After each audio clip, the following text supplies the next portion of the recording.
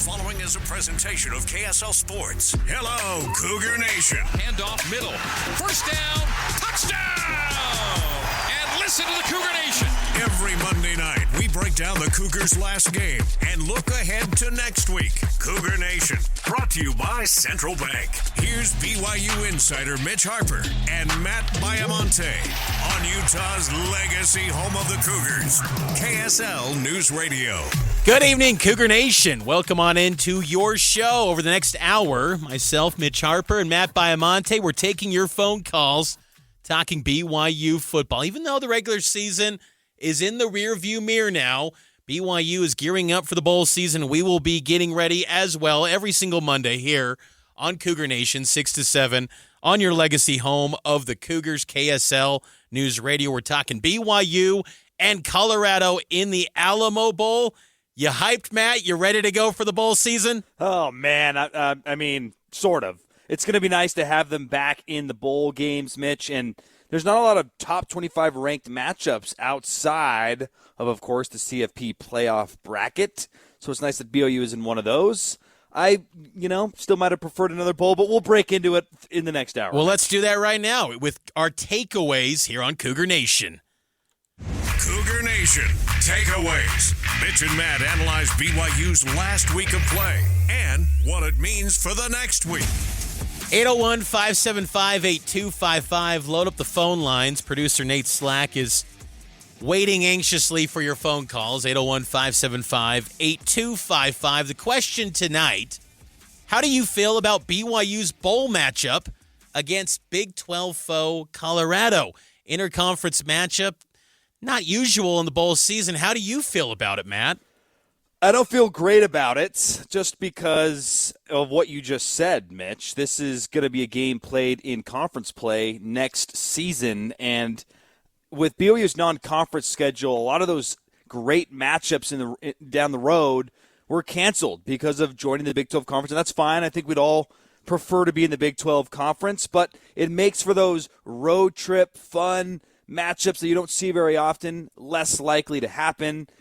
A bowl game, especially a good one against some of the better teams who just missed out on the playoff, you'd love to play a team like a Miami, look, Clemson's in the playoffs, so they weren't on the table, but just a team that you would normally not see. That's what I would prefer.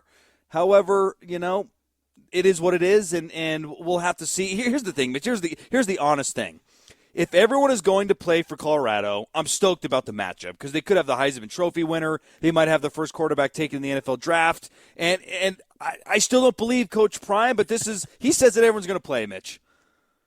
I know. He's saying that they are not going to tap out, that this team is going to play these Colorado Buffalo Stars, and it's a star-studded team with Shedeur Sanders, Travis Hunter, who officially got announced as a Heisman Trophy finalist earlier today. Personally, I'm with you, Matt, in the fact that I would have been nice to play another conference, but when I take a step back and I realize, man, you're playing a top 25 matchup, BYU's number 17 in the final college football playoff top 25, Colorado's number 23. That doesn't happen often outside of the playoff. And then you also factor in Colorado. You haven't played them, even though it's a bordering state and it is a conference foe. You haven't played them since 1988. So it's been a long time since BYU and the Buffs squared off. I know they'll face off in Folsom next year, but, man, this game could maybe kickstart the new era of BYU and Colorado in the Big 12. And keep in mind, too, it's not like BYU is going to play Colorado annually in the Big 12. It's going to be an every 2 years sort of deal. It's not like Utah. It's not like Arizona, where Arizona, they play them 3 out of the next 4 years. Utah, they play every year. It's not like that with the Buffs, so this isn't a complete common opponent. And also, what I like, too, Matt, is that you just never know the future of Coach Prime. I always feel like, he could be a guy that maybe he's a, NFL-bound coach. I don't know. So to get a chance and face Coach Prime when Colorado is a star-studded program, pounce on that opportunity. I'm excited for it. I'm ready for it. I think this is a great opportunity for this BYU football team, and some of the texters rolling in. 67-67, they write, phenomenal. It's another chance for BYU to prove themselves. More texts flowing in. Here's a good question for you. the Mr. BYU insider for KSL Sports, Mitch Harper.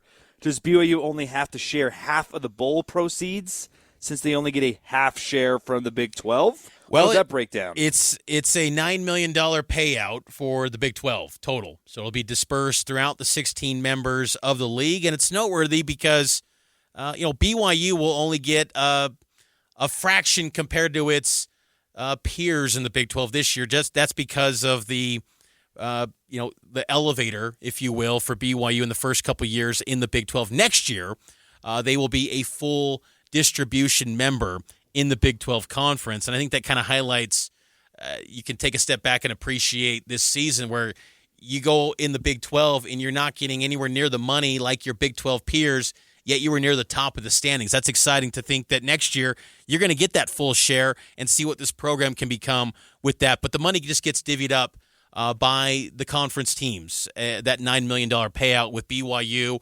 UCF, Cincinnati, and Houston getting a lower share than the other teams.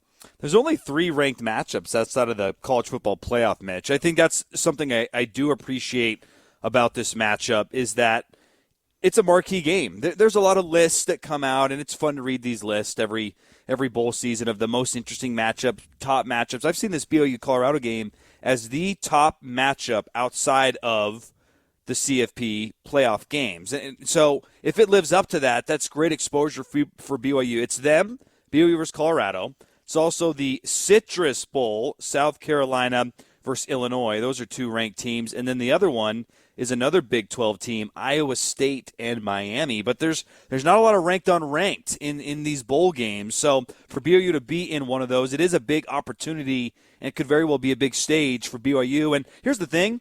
They haven't had great bowl success in, honestly, my lifetime, Mitch. Like, I'm trying to think back of memorable bowl games in my lifetime. I'm in my mid-30s. I don't think of many. If they were to win this game, this would be a significant bowl win to the likes of which they haven't had in a long, long time. And it'd probably be the biggest bowl game stage, you could say, since maybe the 1997 Cotton Bowl, which also took place in the state of Texas. So this is a big game. Alamo Bowl, I know it's outside the playoff, and it is, in the grand scheme of things, an exhibition, but it is a game that's had a long shelf life. It's been around for more than 30 years, and they've had some really good matchups. 9 out of the last 11 Alamo Bowls have paired 2 top 25 teams, and Kalani Sitake, he's saying that this is an important contest for his program. This will be a very important part of our program, and I'm pretty sure Coach Prime's looking forward to the same thing. We're just really excited about all of it. It's going to be a lot of fun, a lot of work, but I think can't miss out on all the fun that's happening with it. 3 practices this week for BYU, and they'll have more practices next week. They will travel to San Antonio coming up on Christmas Eve, so that's a new dynamic for BYU. They haven't had a post-Christmas bowl game, Matt, since 2013. That was the Fight Hunger Bowl when BYU played Washington out in San Francisco. So this is kind of a new dynamic from a schedule perspective, a little bit longer, a little bit more runway to get ready for this game, whereas typically December used to be so cramped before Christmas. Now you've got some time to get ready for December 28th and the showdown with the Buffs. You've touched on this already, but I love the coaching matchup. Kalani is a well-respected man in the profession, and Prime, I think some people love him, some people hate him. One thing I love about Prime, though, is he always keeps it real. But he spoke earlier about the matchup. Here was his commentary on this BYU program.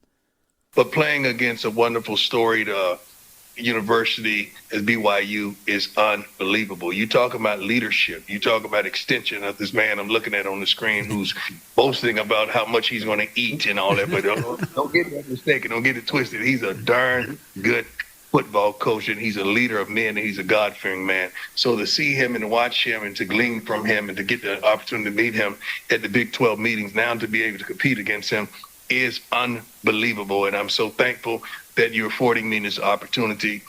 How much this man is going to eat. I like that comment from Coach Prime. No, it is a good matchup, and this will be a lot of fun. Now, keep in mind, BYU is going to be on the complete back burner of this matchup when it comes to attention. All the eyeballs, all the narrative, the focus, it's going to be on Coach Prime. It's going to be on the Buffs, and that's okay. BYU's been operating in the shadows the whole year. Go in there, low expectations, and go pull off the upset. I know Colorado's a slight favorite. This is pretty much a toss-up game, but the outside will look at BYU as an underdog, and that's fine. And I think BYU just got to go in with the right mindset and, go in and execute and play their best football, and maybe play the way that you played in September, not how you've been playing in November, because if September BYU shows up, that's going to be a team that could win this football game, Matt.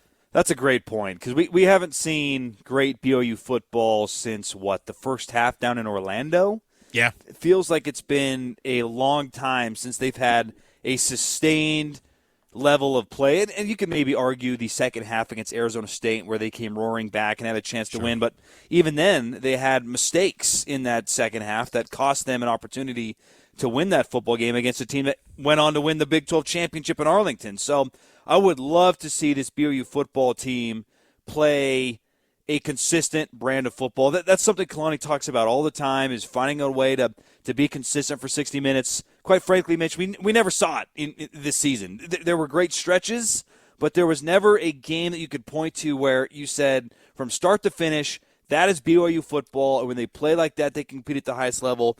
This is their last chance to do it, and it's on a great stage. It'd be phenomenal if they find a way to play their best brand of football against the Buffs. Central Bank voted best bank and mortgage in Utah Valley. Visit us online at cbutah.com. Proud sponsors of Cougar Nation. We'll take a break. We'll get to our phone calls with Riggs and Linda on the line, so stay on hold. We'll get to your phone calls next and read more of your texts as well. It's Cougar Nation here on KSL News Radio.